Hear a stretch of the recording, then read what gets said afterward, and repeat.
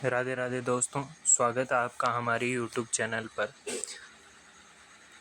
अग्नि पुराण के छठे अध्याय का आज अध्ययन करेंगे, जिसमें अयोध्या कांड की संक्षिप्त कथा का वर्णन है। नारद जी कहते हैं, भरत के ननिहाल चले जाने पर लक्ष्मण सहित श्री रामचंद्र जी ही पिता माता आदि की सेवा सत्कार में रहने लगे। एक दिन राजा दशरथ ने श्री रामचंद्र जी से कहा, रघुनंदन मेरी बात सुनो। तुम्हारे गुणों पर अनुरक्त हो प्रजाजनों ने मन ही मन तुम्हें राज सिंहासन पर अभिषिक्त कर दिया है। प्रजा की यह हार्दिक इच्छा है कि तुम युवराज बनो, अतः कल प्रातःकाल मैं तुम्हें युवराज पद प्रदान कर दूंगा। आज रात में तुम सीता सहित उत्तम व्रत का पालन करते हुए संयम पूर्वक रहो। राजा के 8 मंत्रियों तथा वशिष्ठ जी ने भी उनकी इस बात का अनुमोदन किया।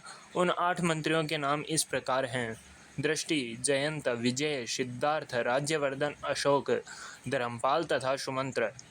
इनके अतिरिक्त वशिष्ठ जी भी मंत्रणा देते थे।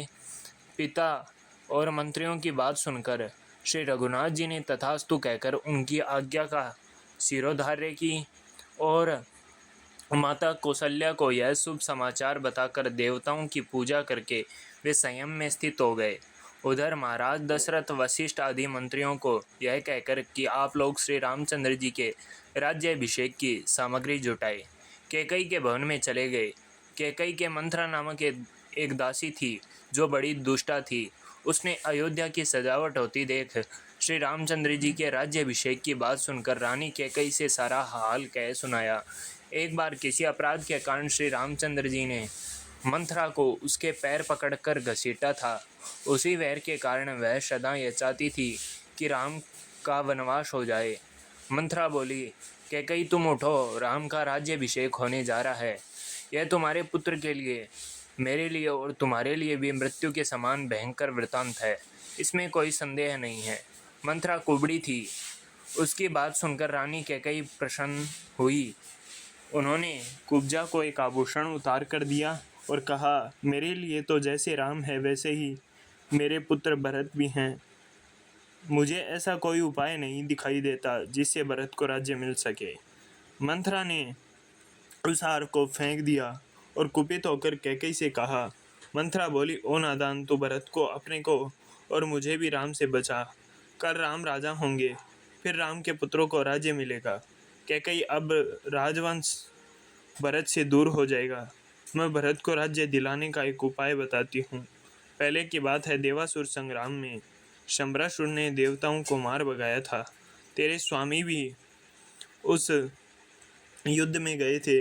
उस समय तूने अपनी विद्या से रात में स्वामी की रक्षा की थी। इसके लिए महाराज ने तुझे 2 वर देने की प्रतिज्ञा की थी। उस समय उन्हीं दोनों वरों को उनसे मांग। एक वर के द्वारा राम का 14 वर्ष के लिए वनवास और दूसरे के लिए राजा भरत का युवराज पद अभिषेक मांग ले। राजा इस समय वे दोनों वर दे देंगे। इस प्रकार मंथरा के प्रोत्साहन देने पर कैकई अनर्थ में ही अर्थ की सिद्धि देखने लगी और बोली, कुब्जे, तूने बड़ा अच्छा उपाय बताया है। राजा मेरा मनोरथ अवश्य पूर्ण करेंगे।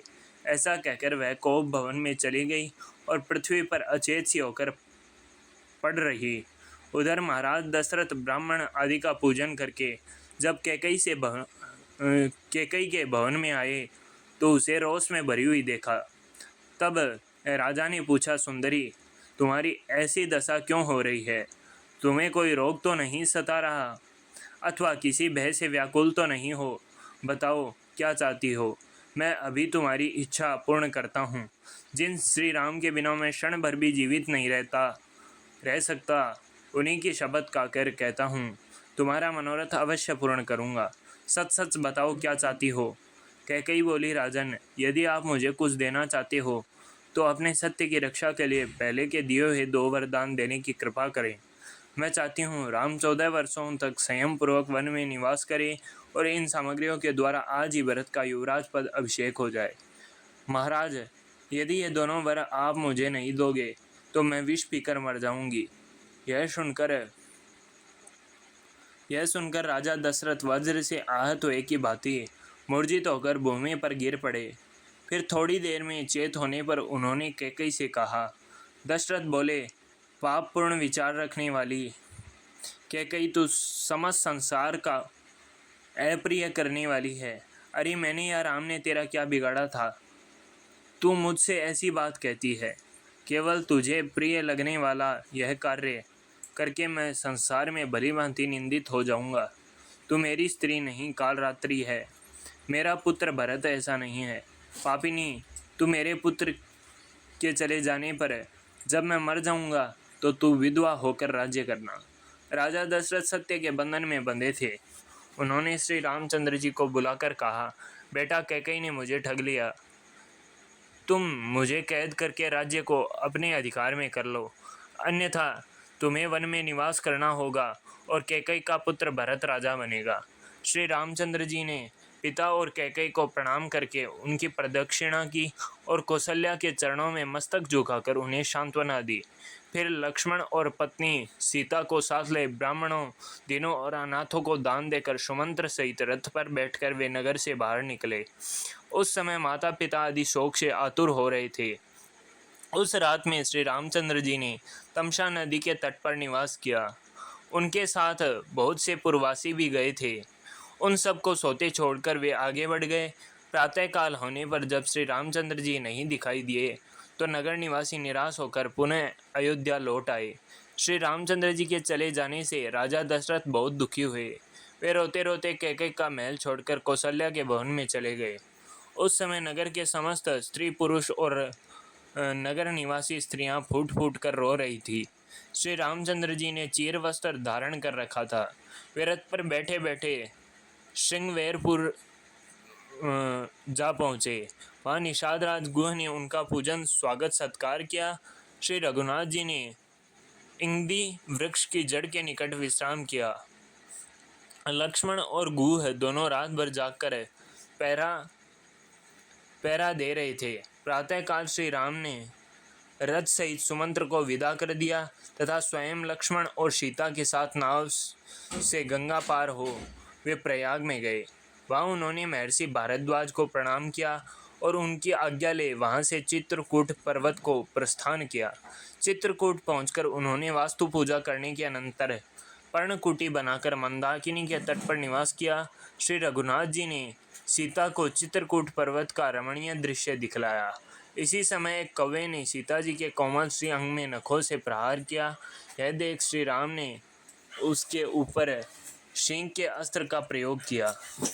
जब वह कौवा देवताओं का आश्रय छोड़कर श्री रामचंद्र जी की शरण में आया तब उन्होंने उसकी केवल एक आंख नष्ट करके उसे जीवित छोड़ दिया। श्री रामचंद्र जी के वन गमन के पश्चात छठे दिन की रात में राजा दशरथ ने कौशल्या से पहले की एक घटना सुनाई, जिसमें उनके द्वारा कुमार अवस्था में सरयू के तट पर अनजाने में यज्ञदत्त पुत्र श्रवण कुमार के मारे जाने का वृत्तांत था। श्रवण कुमार पानी लेने के लिए आया था। उस समय उसके घड़े के बढ़ने से जो शब्द हो रहा था, उसकी आहट पाकर मैंने उसे कोई जंगली जंतु समझा और शब्द वेदी बाण से उसका वध कर डाला। यह समाचार पाकर उसके पिता और माता को बड़ा शोक हुआ। वे बारंबार विलाप करने लगे। उस समय श्रवण कुमार के पिता ने मुझे यह श्राप देते हुए कहा, राजन, हम दोनों पति पत्नी पुत्र के बिना शोकातुर होकर प्राण त्याग कर रहे हैं। तुम भी हमारी तरह पुत्र वियोग के शोक से मरोगे। तुम्हारे पुत्र मरेंगे तो नहीं, किंतु उस समय तुम्हारे पास कोई पुत्र मौजूद न होगा। कौशल्य, आज उस साप का मुझे स्मरण हो रहा है। जान पड़ता है अब इसी शोक से मेरी मृत्यु होगी। इतनी कथा कहने के पश्चात राजा ने हाँ राम कहकर स्वर्गलोक को प्रयाण किया।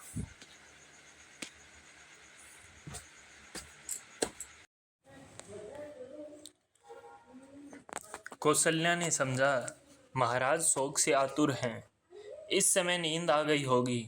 ऐसा विचार करके वे सो गई। प्रातःकाल जगाने वाले सूत, मागध और बंदीजन सोते हुए महाराज को जगाने लगे, किंतु वे न जगे।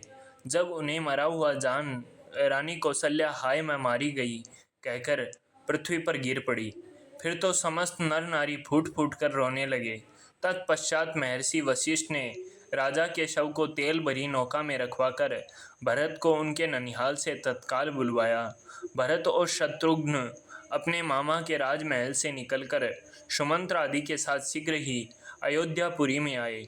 यहाँ का समाचार जानकर भरत को बड़ा दुख हुआ। कैकई को शोक करती हुई देख उसकी कठोर शब्दों में निंदा करते हुए बोले, अरे तूने मेरे माथे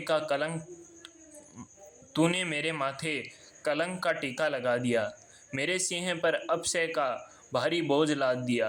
फिर उन्होंने कौशल्या की प्रशंसा करके तेलपूर्ण नौका में रखे हुए पिता के शव का सरयू तट पर अंत्येष्टि संस्कार किया।